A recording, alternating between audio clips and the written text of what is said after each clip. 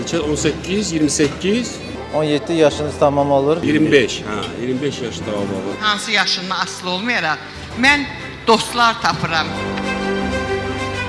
80 illinizdə nə olar? Yenə burada olun da. Arzu edirəm ki, 90 illik yubileyinizi bərabər qeyd edək. 100 il yaşasıdır inşallah.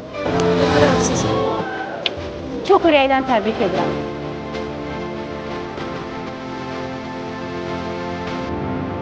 Allah ona can sağlığı versin. Dualarımızdasınız. Sizi sevirik. Tanrı qorusun sizi Afaq xanım.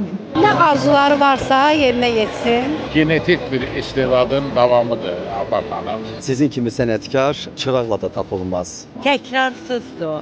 Afaq xanım hamını sevirik. Sizi sevirəm. Nə yaxşı ki varmısınız. Var olun, öpürəm sizi. Nicat, mən sizi çox istəyirəm. Öpürəm sizi, bağrıma basıram.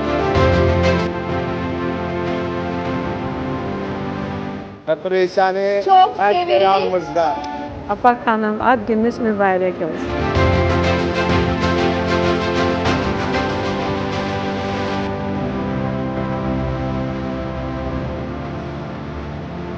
Biz xoşbəxt bir nəsilik ki, sizin filmlərinizlə, sizin tamaşalarınızla böyümüşük. Ümumxalq sevgini qazanın. Hər zaman onu səhnədə görmək istəyirik. Həmişə var olun, sağ olun. Afaq xanım, sizi ürəkdən təbrik edirəm. Öpürüm bağlama olsun. Gələn görüşlərə qədər.